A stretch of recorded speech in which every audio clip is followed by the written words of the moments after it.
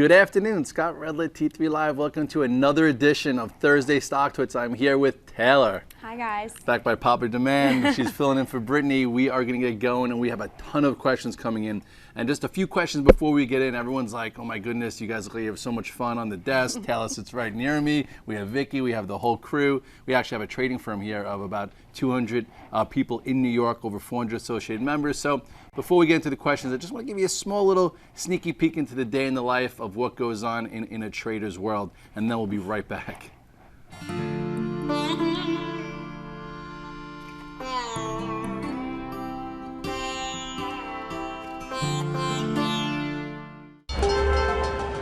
I'm in a little MGM and I'm still in OIH. I bought it this morning at 107.50. Apple's good. You don't buy in the first 5 minutes of the day. 60's big. I live in Jersey City. I was born in Long Island, went to school at SUNY Albany. As a firm, we are 5 partners, and I'm one of them. I am the strategist that puts the game plan together for about 400 traders. I kind of command that army. What's going to make us money with that is on a day like today, if it's up or down 3 handles, that's when you see where other money is really getting put to work, and that's where the action is. You held 1,600 the whole time? I got 1,000. See, that's a growing experience for you, brother. All of the traders trade our money, so they have to be right. They have to say, okay, I think Apple's going from 260 to 265, and if they're right, they make money. It's a good setup. Stick with the win. Okay. It's the right trade. Don't watch it so close. Relax. Scott's coming on in a minute, so we're going to listen to Scott. Scott, technicals first. Market looks good. Volume seems a little light. What do you see? Right now, the market's behaving very well technically. Let's talk to this guy. Now, here's a guy, Scott Redler, who does nothing but technical analysis, but puts his money where his mouth is because he's got a firm and his partners put their money in every day and trade on technical analysis. I'm not looking for a home run. It's not a get-rich-quick scheme. If I'm able to pick the direction of the market, I could book a winning trade, and I could provide for my family. Reverse breakout. That is the next evolution.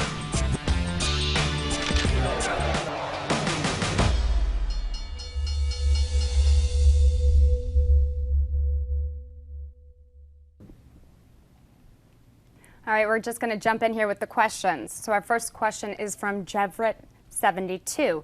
Red Dog, you the man. 8-day EMA is broken. A lot of the indices are turning down. What do you think is going to be happening from here with the markets? I feel like a lot of people have been looking for reasons to sell some longs. Everyone had a nice little August run. At this particular point, we've been following that 8-day. I think this is a great question. We've been following the 8-day. We've been above the 21-day. We've had 2 different trends going on in the past few weeks since August 3rd. So if I want to give you a quick short-term look and a little bit of an intermediate look, right now I think we're in a spot where, you saw it today. I went from, actually yesterday, 9 positions to 5 positions, and then 11:30 today I was net short, all because of that question where finally we're below the 8-day, we're turning down. So we could have some pressure. You look at the chart here, you'll see what I'm talking about. Here are those 2 trends. All right, this is the trend since the June 4th low. We've been following it, making a series of, higher lows this entire way. This little area, we actually breached it real quickly, but popped right back above it. And then lately, we started to follow this accelerated uptrend, and I've talked about it many times. This was a trend that's been very easy for intermediate traders like myself to hold 5, 6, 7, 8, 9 positions because we really had no pull-in and leading stocks have acted well. But if you take a closer look here, okay, into this area, if you're a fast money guy like myself that likes to capture the cute moves, what we had on Tuesday was an outside day. Look at this 1422 high here.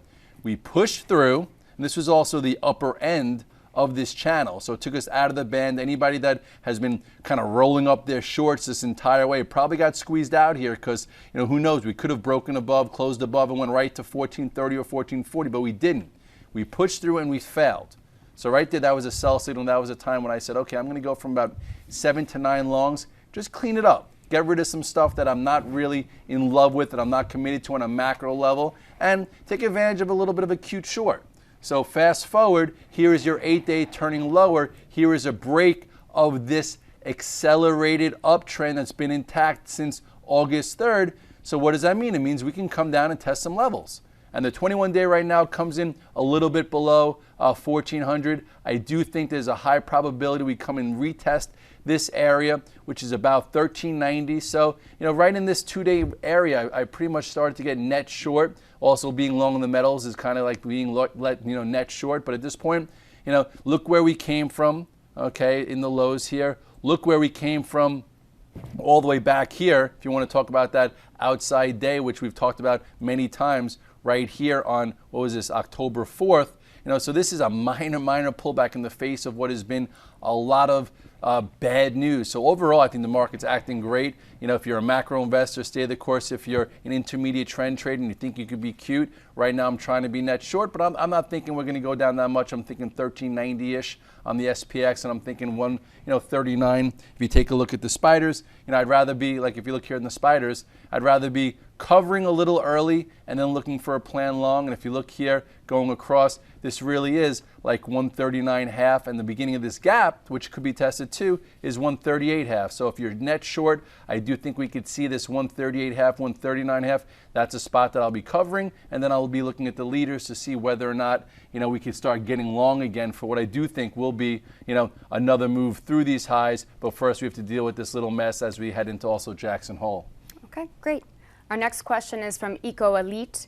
Hey Scott, I saw your 10% gain in metals. Congrats. On a pullback, which levels will you watch or add to silver and gold? Well, this was an interesting development. Yes, it was. We've talked. Yeah, we were all in it, and we're all very surprised that finally it happened. And it actually was a little surprising that silver went before gold. So right. You had to be a little bit not a little weary, but maybe not as much size until finally you saw some conviction and you saw some commitment to it. And what was going on is on Monday, if you remember the virtual trading floor, you see our notes on the blog. You saw that I was holding 4 or 5 positions, one of them being silver, not gold yet, because silver was tight. I wanted to make sure I was watching it very closely. I wanted to see the action. Sometimes you have to have a feeler on in order to be there, otherwise you miss it. So with silver, you take a look here and you see how tight this was. Like all of a sudden, you go to this day. You have a series of higher lows coming into place. This is since the low, trending up. All of a sudden, it started getting above the 8-day and the 21-day. So I was like, you know what? I think that we're close to a move in silver. I want to be involved if it happens. So I wanted to own it, or I wanted to watch it very closely. So right here is where I got into my tier 1. And then finally, I saw a volume alert. We talked about it. I said 27, 45, 55. It has to go and not look back. Go and change composure. Go and show something different. So on that day, I got long more once it popped above 27.45, 27.55, right there. Taylor, were you on the desk when that happened? I was on the desk. Did you buy some? Yes, but I was sitting in some too, so I felt like it was a little easier to get involved. Because you also were watching, you wanted Right. to see something change. Right. And that's what we were doing. We're in a feeler. That's why we use a tier system. And were you in gold yet? I was in gold. Yes. You were. No, I was in gold the day after silver, right? Okay, or at the close. At the close. You're There right. you go. You're right. All I right. can't remember. I remember this. He She's blonde. remembers It's okay. everything. Okay. Oh God, he's so dead. So anyway, so silver in the course of that day wound up having that high intensive move or igniting move through that area. And I said, everyone, now we have to get long. I know it's not gold first, but we got to get in there. So got to tier 2. It was also my cash flow account and my swing account. And you go back to the chart, and rightly so, because you finally had a breakout above a decent tight level. And that's what you look for, tight levels. So the next area, I'm like, okay, we could at least get to, what is this, 2902. 2902 would be a target to sell some. On a move that's not really potent, on a move that's just a trade, we should at least be able to see this area. And then if it really starts getting going, we should see a move to this would be, resistance 2. This would be where, it would probably pause and then figure out another setup. So after that day, what happened? Oh, look at that, a gap up. So if you went home long, which the good book says on day 1 of a breakout, you take it home for momentum, you got paid pretty significantly in silver. Nice percentage, nice 2-day move. I was still in, I would say about tier 1.5. Okay, now fast forward real quickly to gold. Gold did not have that move yet. The same day that silver broke out, gold was getting very, very tight. Gold was getting ready. it didn't lead. Like 12 hours before is when it started to happen. So we had to just take gold as well and anticipate it. Say, okay, I'm going to anticipate gold going because silver broke out. Look how tight this level is here. If people were shorted like they've been shorting this metal ever since, the Fed day back on, what was that, February 29th, and following this trend, it's going to change. It was a power pack situation. It was during August, so it was nice and it's surprising to go. So then, boom, took home with this. So at the end of the day, okay, I go over to everyone on my desks, to Taylor, to Vicky, I'm like, this is the time, we have to be along some gold also, just in case it gaps up. Would we be upset? Oh, yeah, we've been watching this for months. Right, watching it for months, so you have to take the trade. And did silver and gold remember that it didn't work for you during those few months? I think we were always like a day earlier, after, so. The question is, does silver know that it didn't work and you lost money trying? No, it doesn't. That's the question. That's the point. The point I was thinking about last time we tried to trade the metals, but. And it didn't really work. Right. So a lot of people, when I said, okay, let's get long silver, let's get long gold, like, no, we can't try this again. But you can, okay, because silver and gold, they have no idea. They don't have memories that you tried it a few different times, that it didn't break out, it broke out and failed. It just wasn't ready yet. You go back to the chart of gold, and you will see that a lot of different times, here it didn't work, there it didn't work, there it didn't work. A lot of these spots didn't work. So if you were a little gun shy right here and you didn't want to be in a lot, this was still a tier 1. So I think we're in tier 2 silver, tier 1 gold because we weren't sure. And then you had the next day a nice little gap up right there in gold. Okay, wasn't a blockbuster, but still a gap up. And then really the next trigger was when it went above this high here at 159. Okay, we talked about it. We said it has to get above 158.5, 159.5 and really clear it. And then the next day, all of a sudden, boom, it really went. And then into today, it now met resistance too. So all in all, really nice move in gold, really nice move in silver. It was really telegraphed technically. Okay, and now at this particular point, you had your huge move into resistance. I sold some, pre-market. By the open, I was pretty flat. For me, from here to here, nice percentage move. And now I would say gold likes to fill gaps. I don't think that it comes close to filling this gap. I think there is a chance that, if it's really, really, really strong, you will see the GLD not break below, and you could buy it versus gap at 161.23. I think that's, probably a lot to ask for. I would say anywhere around here would be very healthy for the GLDs to hold. I think if you could pull back into the 160, 159.73, try and retest the 200-day and hold it, I think that's your area to buy back GLD. If it doesn't pull back there, goes sideways above this gap, you buy a little bit versus that area, and then once it clears today's high, 162.45, that's when you get involved, because if you look here, it's had a really big move lower, and there's still a lot of room. So as an investor, I was talking to a lot of investors in gold and silver. They're thinking it can go, back to the highs here. For me, I was looking for a nice trade, and it is a way off. And if you go back to the monthly now, monthly chart looks pretty good where, it finally, it had a nice consolidation.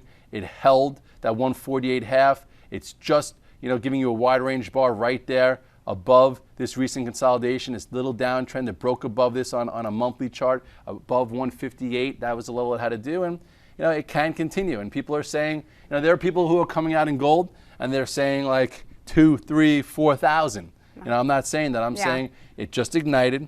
It's back in motion, and at this particular point, we could be looking for, a move to 1750, but you don't want to be initiating on day 4 of a move, because if it pulls in, you'll have a hard time buying it. The real way to do it is a feeler. You buy it on the breakout, you sell into strength, and then you wait for the next move. So we'll analyze that along the way. But overall, 10% move in silver and in gold in a week that was, surprising, pretty good action for August. That wasn't bad. Wasn't bad.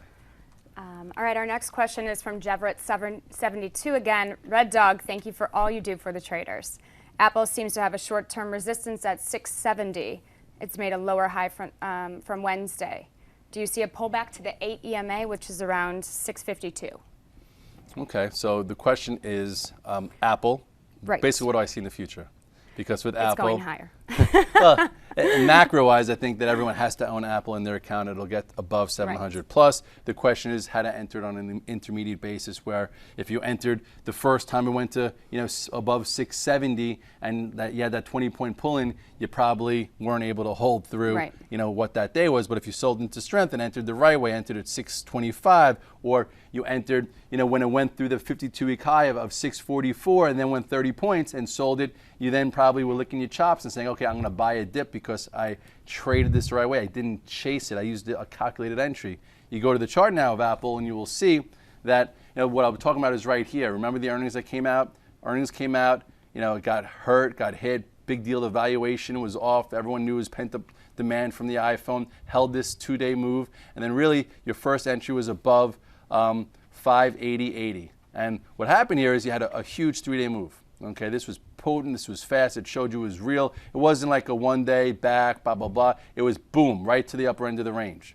So right there that said, this gap means nothing because we filled it within 3 days. So this gap was no longer in control of the movement to what could have been to the downside. So it put it back on the map. A lot of people probably sold into this, got short. That's why this move was so powerful. So anyway, when it went sideways, this is when I entered my swing long, right around 603. And then once it went above this area on the Twitter sphere, we talked about it many times, 620, boom, you had a move. And then lo and behold, last move was through the 52-week high here of 644. And now the question is what to do now. So this was the day I sold into strength. Remember tweeting about it, and then all of a sudden the next day it was up $4, and we're like, if you didn't buy Apple through the high here of 644, you have no reason buying it, or you should not be buying it at 668 because you're chasing it. And P.S., it had to move lower. And then this is really what got us back involved for what could have been just a trade, or it could have been a swing trade. And as of right now, it's both. Okay, what you do is the reason why this trade works. Okay, it's not extreme, but if you bring it back to me, I'm just going to explain. Okay, the red dog reversal 80-20 trade is a way to play a counter trend move. Because typically, usually, it's after like 3-4 days to the downside, you're looking for a reversal, or after 3 or 4 days to the upside, you're looking to find a reversal at the top, and you're trying to find a counter trend trade with a plan, with a stop, instead of buying a falling knife when it's just falling out of bed like you saw a Baidu today that could have got you crushed, is buying, buying, buying. It's a way to get involved where it's calculated. So if you look here on Apple, although it wasn't really down 4 days in a row looking for a pivot reversal, it was down 20-some dollars off the high, so it was worth a look. So what happened here is you go back to the chart, after a day like this, okay, just so to speak, you take this over here so you don't see it. After a day like this, after a big move up, people didn't know whether or not this level would hold. Would 650.33 hold? I don't know. This is a pretty big outside day. Can Apple absorb it? Look what happened the last time you had an outside day near a high after a big move. It went sideways and then it broke lower and it came off about $60 before finally going lower. So you didn't know. You didn't know whether it would test 644 because a lot of times they like to test levels that were prior important pivots. So right there, I said to myself, I'm going to write down 650.33, okay, because if it trades through there, maybe it goes to 644, which would be a spot to test it. Maybe it goes to the 8-day, which is 642 to test it. Or maybe it pushes below, gets people out, gets people caught short because it just had a major move, comes back above, and then holds higher. So what happened was it pushed below, okay, which was 650.33, didn't go much below, went as low as 640.11. So once it recrossed that area, a lot of guys got stopped out. Some guys got caught short. So that was your rebuy with a $2 stop. That's it. Very, very tight here for Apple. And what happened that day? Went to 668. Could have made 18 points with a $2 risk. And as a swing trader, you risk $2 to make 18. Great risk reward in my book. Also, if you look at as a day trade, the first move was about 9 points, and that's pretty much what I took out of it because, on this outside day, also at the market, I was trying to limit my positions, limit my risk, and I'm not going to be around as much going into Labor Day, so I was just happy to make that trade, especially after catching a nice $30 to $40 move within this time frame. But anyway, people also said, how do you know that that's it? How do you know that it's a real red dog reversal to stay with it? You know what? When you get in there, you never really know. Okay, all you know is that you have your stop where it just hit a new low. That's your new pivot point. It's back above this area. You give it a try. You go to your 5-minute chart on Apple, and you'll see where it happened, so let me move this over for you. It happened right here, just to look at now a different time frame, because once it happens, you have to look at your 3-minute and 5-minute. It traded below, right? Traded below, broke this area support from the previous afternoon real quickly, and then took it back very quick. And then look what it did here. It flagged here, showed commitment above this level. So right there, even if you missed this quick move, this was your buy. You could have bought 652. I think that's when I tweeted it, versus that low. So, or you could have added to it. And then you had a clean move right back to what was a small little trend from the prior afternoon. Remember that rally back in the afternoon to 660? Then it tried again, made a lower high. This time made another lower high, so you had a little bit of a downtrend here. So from this to this, it held the top third of this move. So retracement-wise, holding strong, showing commitment. It could have been another cash flow move when it broke this area, because if you were still short, you're like, oh my goodness, it just broke this area. Then you had another clean move to about 663 before going all the way to the highs at 668. So fast forward where we were, that's how you stick with that move. So depending if you're just a day trader, you had a nice move right to here. I actually got out of mine right into there, and then I got back into it because I'm like, look, another intraday setup. Holding higher, little downtrend, let me get in here. You can make another $3 to $5. So you could have either entered here, put your stop in and said, I'm not going to trade it back and forth because I'm just going to hold it, and you did well, or you traded it for cash flow back and forth, depending on your style. So now you go to where we are today in the daily. Overall, market, is pretty much, had a pretty bad day coming into the, coming into support, whereas Apple now held the top, just say 50% of this range. So as of right now, what you really, all you know is today's low is a point of reference, 661. Okay, so 661, the longer it stays above this area, if with the market comes in, the more it's going to show me that it's showing relative strength, that it's only a matter of time for it to break this area, and I think you could be a buyer above this 2-day range of 670. If the market gets crushed and it comes, and it breaks this low of 661, it might work its way back down to test the 8-day and get back to this range, and then the points of reference you have are right here, right around 650. So it's either going to hold in this upper end and show extreme relative strength, and then you could buy it for momentum, or maybe it breaks below that 661, does a small little, inside day with the market weak, and then builds a little bit of a wedge type pattern above the prior high, showing strength, and then it can go once the pressure's off the market. But for right now, I'd say being light Apple as a day trade, I don't think it's anything. I'm going home flat Apple. I've only been flat Apple maybe 3 times since this move here at 603, because who knows, if it opens down, maybe you buy some. If it opens up, some guys might short ahead of that, but I do think, market gets in motion. It might not even need to be in motion, just doesn't need to be down 100 points. We get above 670, then this 674.88 becomes a magnet, and then you get your follow through to the upside. All right, great. We have to take a short break, but we will be right back. Hi, I'm Sean Hendelman, CEO of T3 Live, where we train, coach, and mentor traders in order to help you put your money to work with confidence. The T3 Live approach is a blueprint for you to recognize, adapt, and ultimately take advantage of different market conditions. To begin your training with T3 Live, we would like to offer you the opportunity to enroll in our free 30-day online home study course. Fill in your name and email address, and I'll see you on the other side. Coming in now. Starbucks. Apple asked, where is it going? Oh, are we back on? All right, well, see how close we are? All right. I think we're back. Okay, so let's go to more questions. Hold on 1 second. N10s99, Scott, you are awesome. I'm going to skip your eBay question for 1 moment and skip to Starbucks because a lot of people are writing in about it. Oh, wait, Starbucks? I like Starbucks. Yeah, that's so strange. There you go. What did Quinky think? What is the question? Oh, it says what's a good entry point for Starbucks? All right. One of the many Starbucks questions. Okay, so let's go back to Starbucks. And Starbucks has been an unbelievable stock for many years, and then it started to trade lower and it started to get a little beat up, and then we started to look at it for potential laggard type setup trade. Trading off my head, I remember 44.20. Why do I remember 44.20? Let's take a look at the chart. You go to the chart, you'll see this is when you had your breakout failure. Here's when it started to trade below the 8-day and the 21 MA. Here was that bad earnings where it had a gap down, where it didn't fill the gap, and then it continued to the downside, and then it started to slow down momentum here. And then look at this little 3-day range, okay? I actually was trading it in here. It didn't act well. I missed this 44.20. The reason why I liked 44.20, oh, there you go, 44.20.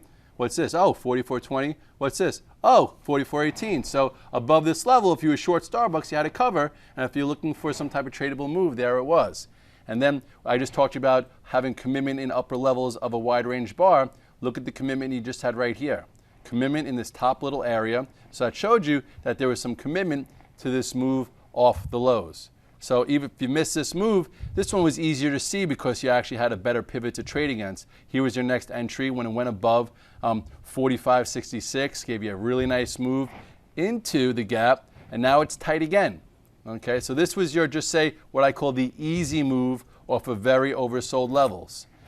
I do like the fact that it had some power. I do like the fact that it was able to get a little bit above this area into the gap, but at this point, if you're just strictly day trading it, I would say just wait for a move above 48.61. It starts getting above 48.61, and you'll get a nice cash flow trade up to 50. If you want to be in a longer term, hopefully you bought a little bit here. If you want to have a feeler, a very small feeler, just so you don't miss it if it happens, you buy a little feeler here, put a stop in at the low of 47.65, because if it breaks that, you're going to see a little bit of a retracement that could take you down to, maybe this last prior breakout, which is right around, one is right around here, this 46, and then where this last wide range bar happened. So at this point, on a micro level, I would just suggest wait for it to start breaking above this flag, but have a feeler on so you watch the composure so you can see when the volume comes in, because there's a lot of gap to fill. There's the moving average of 50-day. All in all, it's a bit of a broken stock, so it's more of a laggard type play, but it's worth keeping on the radar. All right, great. I have a question about their competitor. Stock Trader 24, what's a good entry on Dunkin' for the short term and the long term? Dunkin', it just shows you how these things come in vogue and out of vogue. Right. And I know in the beginning of the year, I'm like, this is one of those IPOs that has the potential that you put it in the drawer 2, 3, 4, 5 years from now, and you're going to have a big winner. The intermediate trend was intact after the IPO. We had that cup and handle pattern where it broke. I remember in my head, I'm like, if it breaks above 32, we can get to 35 to 38. And it had that move, and then it started to act a little faulty. So on an intermediate level, let me show you what you could have seen to get out if you were looking to get out that way. If you weren't just sitting in it saying, I'm going to close my eyes for a few years, which could work also. I'd rather trade the intermediate trend. And if you look at Dunkin', I went over this morning, okay, for a few things that give me red flags. Okay, first thing, what I liked, so you see the pattern here in the beginning. Here was the IPO when it came out. Here was your, cupping type pattern. Here was this little downtrend type pattern. This is what I liked as a trade. Once it went above this area, once it went above 29.90, that gave you a nice trade all the way up to what was about 32. And then the thing announced a secondary, blah, blah, blah. Then gave you another entry right around here, around 32. And then you had a nice blow off move above 34 all the way to as high as 37. And I do remember saying, sell some into strength, take a little profits. It's been a big move. Anyway, you look at this uptrend that was intact since December. Okay, you go all the way up to draw this intermediate trend. One thing, first of all, you had like a breakout failure. I never like when a stock breaks all the way out and doesn't hold a portion of it. If this was any good, it should have held around 35, 36 and continued, but it came all the way back down, showing you that there was no commitment here to this breakout. And it also broke below the 8-day, tried to hold a little bit. Usually good situations hold prior breakouts, and this was one of them, and this was 33.80. And then it just started to be a little faulty in here. So this would have been the spot, to get out. And I think we tweeted, I'm like 33.5. This is a spot if you're not committed to this in the long term. You have a few things going on. You get out, came down, came into another support area, which was another opportunity to sell some right around 31. It flagged right here.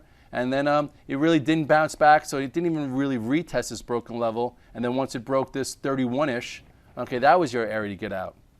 And now fast forward to where we are, there were many different flags on an exit here. So now down here at 28.16, you're really just buying it on like a valuation basis, which I'm not exactly sure what it is, because technically there's nothing saying it's reversed to stop going down, except for, it didn't even hold this prior breakout on the weekly right there. So, this showed another bear flag continuation. So I don't know exactly what's going on here, except for technically you broke this trend and then it's shown you no real powerful bounce. So at this point, I would wait for some type of reversal setup where you get like a break below this low. You see, where you see some type of red dog reversal, breaks below the low here of 27.93, comes back above it. So at least you have a point of reference to trade against, so you know your risk. I always like to know my risk. And here, you don't know it yet because it's still coming lower. And this was like pretty good technically, where you had a flag. Here's your, or here's your pole. Here's your flag. So a bear flag continuation. So, guys looking to short this thing, had a lot of reasons to short it also, besides when we were looking to be longer during this trend until it changed. And you want to talk Red Dog reversal again, just to show you on a weekly to see how it works. From 24 all the way up to 37, look what it did on the weekly chart. It broke above this high, which was 35.21, tried to make a new high, and then closed below it. That's an outside reversal candle. That tells you something changed. Momentum switched. You don't know exactly what it's going to lead to, but some guys probably, when it went back below 35.21, you get short. You put a stop at the high here of 37.02. So what is that? That's about a $2 risk. And you say, I'm going to short and let it beat me. Let this thing beat me. Let it trade back above the highs here. Otherwise, as a swing trader, I'm staying short. So this is short number one. And then they might have even added when it broke this uptrend for tier 2. And then now if I was them, I'd be covering into this. But I don't necessarily know if you could be buying it yet. So that's what happens on a Red Dog reversal, where you have a big trend, and anyone who started to short it here or shorted here or shorted here, just trying to cost average, you didn't do with the plan. Then finally you saw a reversal pattern here where you could short at 35.21 with the stop at the highs here at 37.02. That's a $1.80 risk calculated versus the highs, and you caught yourself a nice little swing trade. So at this point, I think if you short it, you cover. If you want to test longs, be very small. I don't see anything on a reversal pattern yet. Just one more question about Red Dog reversal. I want to show you in Netflix on the daily, because we've had a lot of really good trades in Netflix this year. And one of them being, let's go to the daily, because there was a Red Dog reversal there that we pointed out right here. Okay, because a lot of people are asking for examples.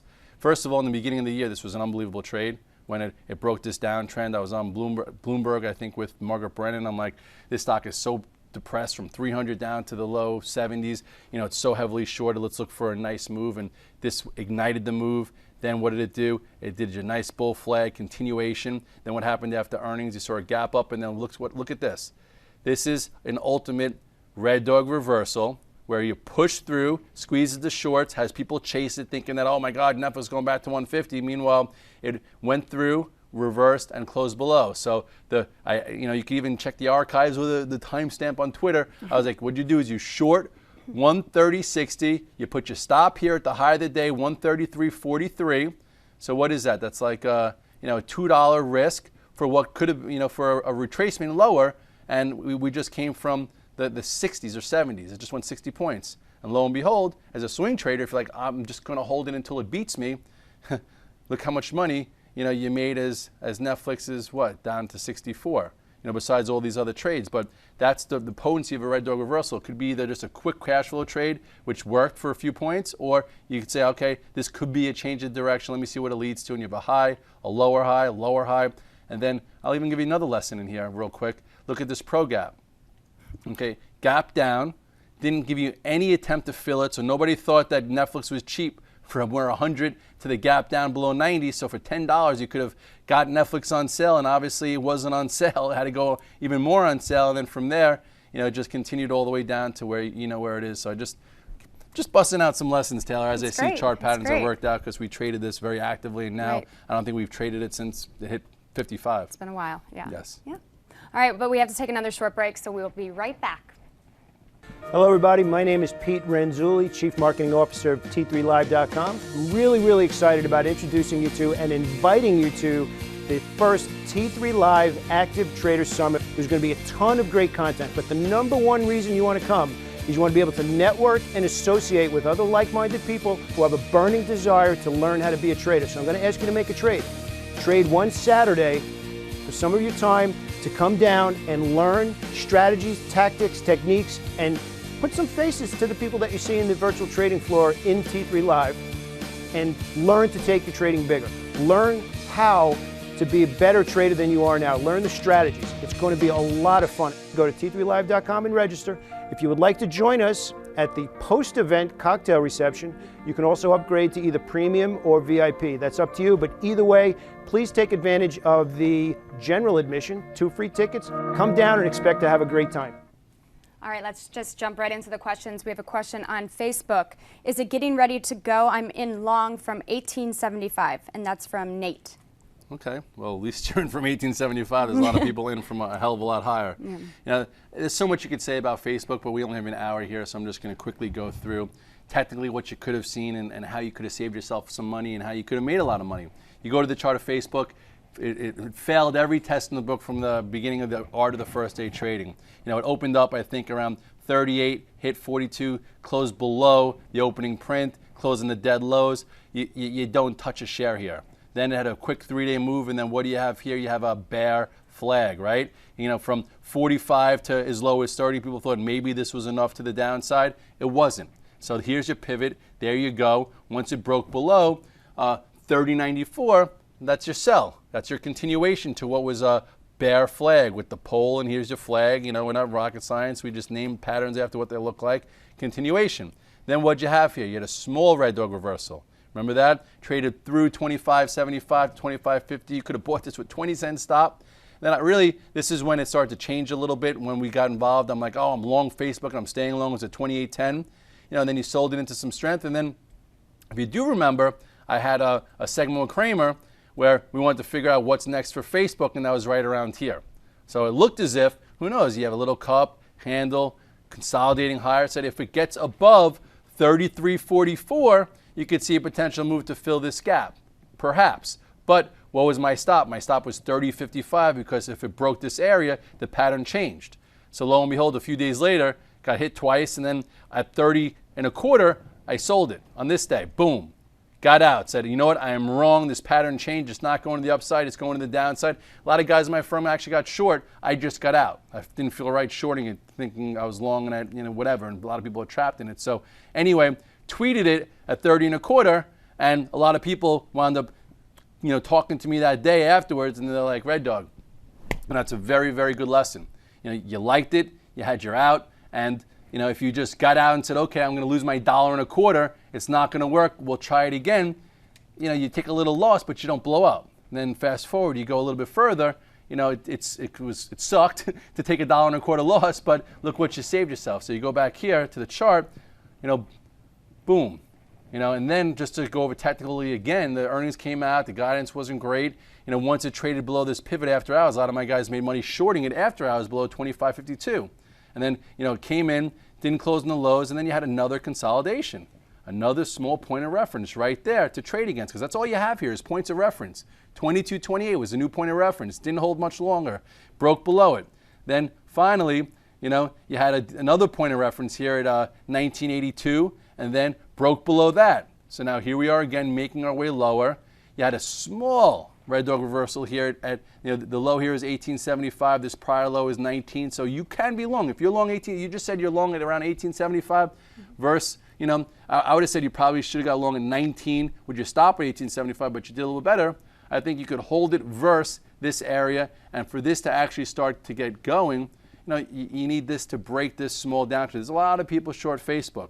So I would say, kind of like what you had here, where you had your red dog reversal, it started to inch up, and then finally it did a wide range bar where it broke this downtrend. Shorts got scared. Some people are like, oh no, I don't want to miss this. You need the same sort of thing here. Be long very, very small. If it breaks 1875, you get out of the way because the stock's not telling you to do anything right now. But if it starts to break this downtrend and just say starts to get above, I would say the next area to nibble on a little bit more would be above this high here of 2020. Then all of a sudden, people think they might have missed the bottom, shorts cover, and then who knows, maybe even come back and retest this gap at some particular point. But right now, it's a small long versus 1875, and then if it starts getting above 2020 or this downtrend, maybe it starts trading better, kind of like what it did right here after putting this small bottom in, because it didn't look like much here either. But look what it wound up coming into, a nice trade back to 33. So, or whatever it was, 32. So here you go, small trade. It's an add above the high here, and that high there is 2013, and it's got to be on some volume. Okay, great. Our next question is from J. Frankie P. Red Dog, what is your view on Lulu? I like wearing the clothing. You know, you go on a bike for a long yeah, period. It's great. Yeah, you don't shave, Well, I you don't don't bike. get any, Yeah. you know, it's good clothing. Yes, it is. It was a great IPO, great investment too for a long period of time, and then it started to get faulty. Lately, we've had a little bit of a catch-up laggard type play. You know, so at this point, you could be in small. If you look at the chart here, I know today it showed relative strength. Here, I'm going to give you another red dog reversal. There you go. Look at that. Not exactly the same, but first thing what you saw here is, remember I talked about a breakout failure like we saw in Duncan?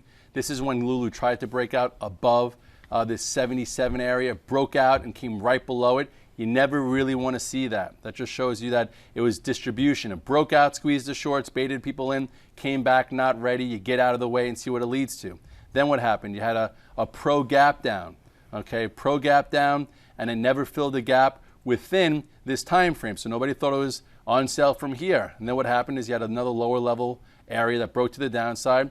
And then what happened here? This is another form of a red dog reversal. From the highs here of 80 all the way down to the lows of 53.19. Finally, it broke the level here. 53.19 went as low as 52.20. So when it recrossed this 53.19, you bought it. You had a dollar stop. So you had a dollar stop on something where former leader that just pulled in almost 30 bucks. And then what happened is you had a quick move off that low. So it got away from there. So it squeezed some shorts and people were like, oh my God, I got to get back in. Then what did it do? It held higher. I drew this line, I think, at one of the morning calls. So, you know, red dog reversal, nice 2-day trade or a swing that's still working. And then finally, you go right where you are here and it closed strong. It's actually trying to get in. It's not actually in this gap yet, but I would think that you could stay with this. It's now above the 8-day, above the 21-day, above the 50. You know, I would say draw yourself a little uptrend if you're trailing this. It's giving you no reason to get out of it ever since the red dog reversal. I would say, and I'll keep this as your stop, 60.89, and it's acting better. You know, not acting great, but acting better. Here's your entry. Here's your follow-up trade as it broke this downtrend from here. Then you had your another little reversal. This looks kind of similar to, just say, the Apple type of reversal at that area. You know, just it's different, but I just want to show you how here is your move up through the downtrend. 2 inside days, broke below this 60.83, right, on this day.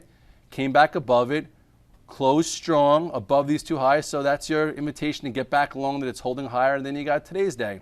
And now I never like to buy on a day 3 after a big move from the lows, but you know it's acting a little bit better. But using those tactics, you could have maneuvered it pretty well on an active trading level. All right. Next question is from Intense99. What's a good entry point for eBay? I think you've had a lot of good entry points for eBay. Yes. You know, I'm going to go over this concept because a lot of people ask me about gaps, pro gaps, gap ups. So like, there's so many different types of gaps. What do they actually all even mean?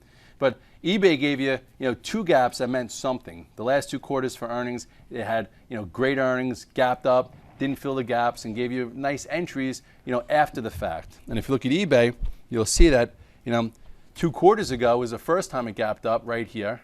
Okay, gapped up on earnings. And then what did it do? It consolidated that gap. eBay is not a big mover.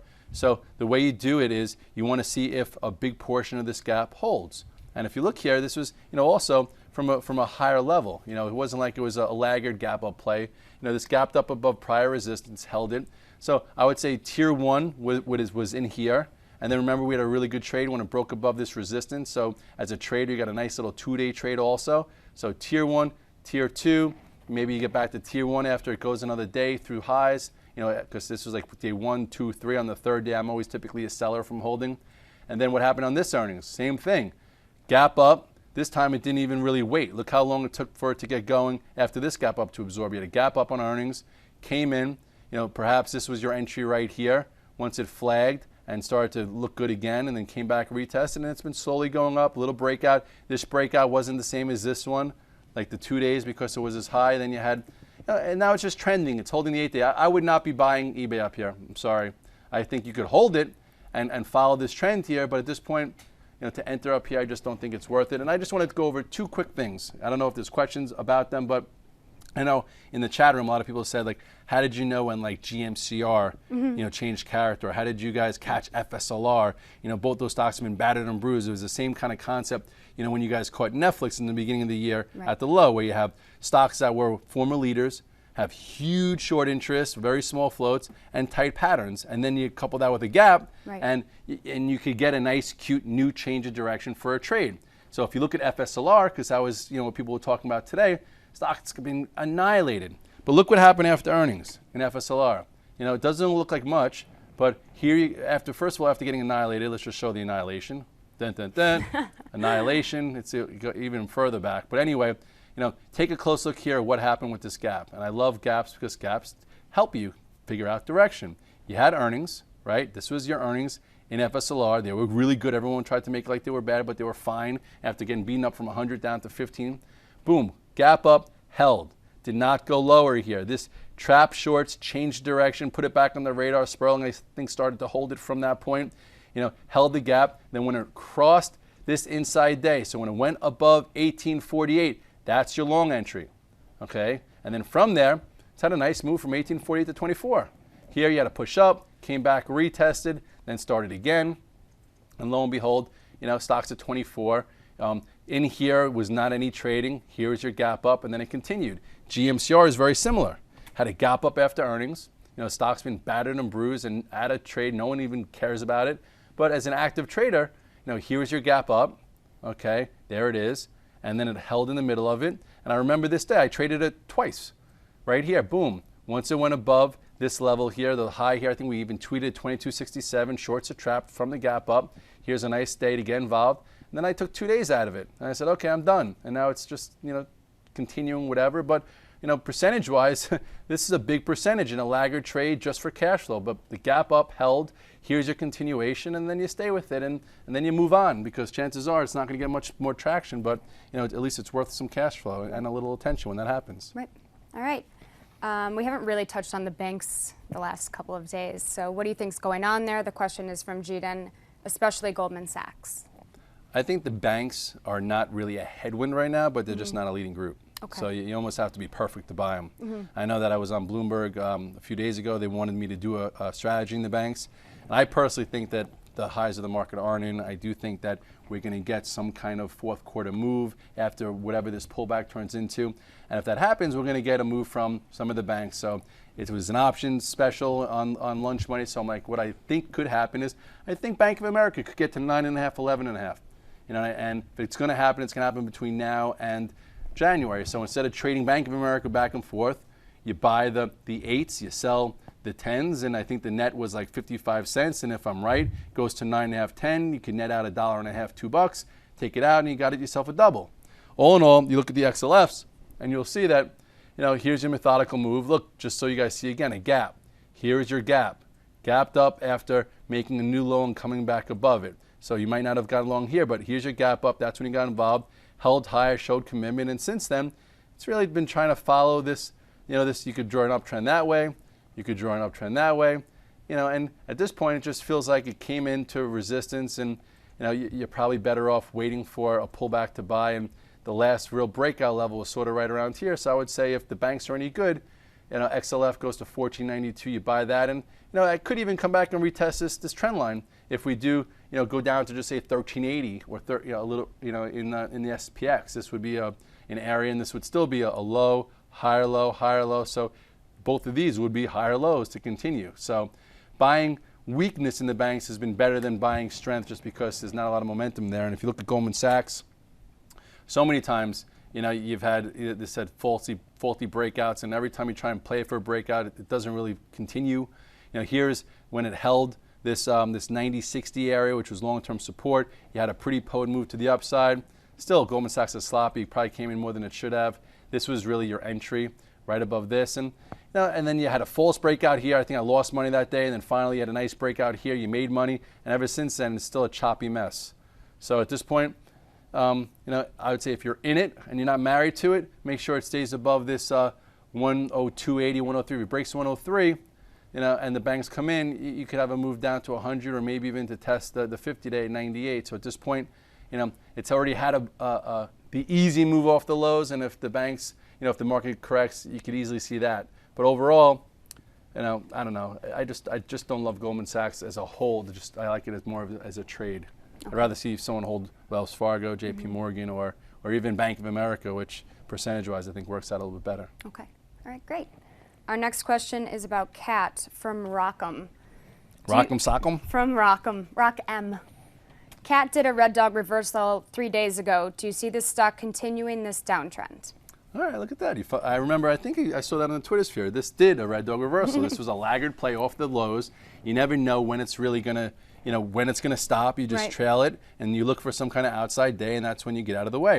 And if you look here on Caterpillar, you go to the chart, you'll see, from the lows, it really never told you it was going to go higher. You had a nice methodical move, and then finally, what did it do here? It broke above resistance.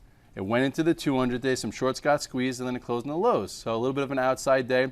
Shorting it, you should have shorted 90.48 with a stop at the highs of the day, 92, $1.50. And today it closed at 87.60. So you could have made, risk reward was 1 to 4. And now it's trying to hold the 20 day. This has been a weak stock all year. Like, look where this came from. You have stocks making 52-week highs. You have stocks holding up really well. This stock itself, from where it fell from to where it bounced back, minor retracement. This is a laggard stock, laggard group. And, I think if you made a money cute on the long side, great. If you just got involved for a cash flow trade, I would say cover a little bit into this, but stay with some. There's no reason why if we see some more downside in the market, this can't see at least 85.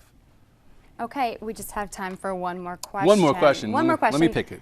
You want it? Well, let's see what's going I kind of was going to ask you that one, or this one. Trader Palmilla. Palmilla. Okay. You know what? I'll go with both. So Trader Okay. Palmilla, what's your view on MLNX? Looks pretty positive, though it's a momentum stock and volatile. I haven't been trading this one, but I know Sperling has and guys have, and it's one of the fastest moving stocks out there. You think Apple's fast or Priceline's fast or Amazon, Google. This one is thin and fast, and it's been an unbelievable momentum winner. You come here and look at the chart. Let's see what it looks like. MLNX. Wow. You talk about gaps, guys, and the reason why I like them. Look here. Also, just a little lesson. Here's your gap up. Came in, didn't fill the majority of it, started to turn higher, and then let me get this out of the way. Then once it started to cross above this area, you could have got back long, and then now it's just been, going up slowly, methodical. I know guys are trying to short this every which way they can. At this point, you do have somewhat of an ascending channel. I would say, below 110, 112, perhaps you get a move down to, the what is that, the 21 day, which is around, actually no, this is the orange is 21. The orange is 21? Okay, so that's 105. So there's some money there, and then who knows, it can come. Once momentum leaves, it could get crushed quickly, but at this particular point, it's still very strong. People are getting hurt trying to short it. I wouldn't be buying it up here either, because it's a dangerous stock, but really 110 is that line in the sand, then you have 105, and then you have here. At this point, if you short it, use this as your stop. Use this high here. The high here is 117.10. That's probably when another squeeze happens, and then again, if you're long it, this is probably where it gets some continuation to the downside. And then I saw one other question in there about Priceline. This one obviously is not the same as Apple. People are like, oh, is this one going to fill the gap just like Apple did? Apple did it in 3 days. This one just gapped down, gave you a small little pivot buy here, right? Went sideways. Once it went above this 568, became a good trade. 2 days above this gap, and since then it's holding. I wouldn't say it's anything so great, but if you did see some volume and the market got a little bit better, perhaps above 599, you get another active cash flow move. This low here is 618, which could be a lot of money, and then you just filled a decent portion of this gap. But for now, as an investment, I don't like it. As a trading vehicle, I still think there's a bit more room, and just if you're just shorting it, just be careful. Wait for some type of reversal. Right now at this point, it took a lot of the fluff out of the stock. It's been more of an active trade to the upside above this price point of 599. I'll probably put down the price point sheet the next day or so if it hangs in here, and then you can get looks like it has an 18-point move in front of it, and then who knows, maybe even gets frisky and goes as high as this area, and then you have the moving average coming down. So as a trade, I think it could be on your radar. Just don't have too much size because Priceline is very thin and wide. Yes, it is. All right, I think we're done for the day. Thanks for putting me on the spot, per usual, Scott. I love having fun with Taylor. Taylor sits on the desk. She has an awesome attitude. She's been trading for a while now. You probably know her from the morning call. She does a lot of the lead-ins. She breaks all the news. It's breaking. And all in all, just to close it up, it's Thursday. Next week is a holiday week, right? If you think the market's been thin now, wait till next week when everyone really goes away. Sperling is in Israel. Laz is going to LBI. You know, I have some things to do. Like, don't be stuck at your desk, knocking your head against the wall, trying to manufacture moves when there might be nothing going on. You know, take the time to relax, go to the beach, hang out with friends, go run a marathon, do an Ironman, play chess, whatever it is. What do you do to relax? Yoga, go out to dinner. Oh, go out to dinner, like yoga. Okay, I was gonna say shop. No. Oh, see, I mean, honestly, what these people must think of me. No, she's very nice. She's married. She's got a little dog, little one of those. You know, what? It's a poodle. It's a poodle. Anyway, enjoy yourself. It's a summer. You know, the weather's gonna turn cooler, and then it's gonna be winter, and you're gonna wish you had some of this time back. If you have some trades on, use bracket orders. You know, if you think we're going to go down to 139.5, 139 the spiders, we can. You know, I think you put a stop in 140, 130, 140, 150, and I think you make some money from the short side. You know, just being the stocks that are moving, I don't think there's, you know, take the compelling trade in times like this. There's still some news that can come out. I think September is going to be such a volatile, headline, crazy month that if you don't take the next week and change to recharge your batteries, I think you're going to come in next month and you might not just see things clearly, and you'll be doing yourself a disservice. And at this point, it's been an unbelievable few weeks. You know, between the high beta, between the metals this week, there's been a lot of action going on, and only those who are using the price action versus opinions have had the wherewithal to see it, because you know there is a lot to like in the equity markets. There's a lot of ways to make money on every different time frame. If you watch this whole show and you actually dealt with the two of us, you're making steps in the right direction. And hopefully next Thursday there will be no Stock Twitch show, I think. I don't know. Yeah. We'll see. I'm out next Thursday, Friday. I know Taylor's going to be sunning herself somewhere. My God. Your mom watches this, doesn't she? She's Should we say hello? Hi, Ellen. She's very responsible. She's always in time. I think I need to cut him off. Anyway. Too much Starbucks. Have a great night.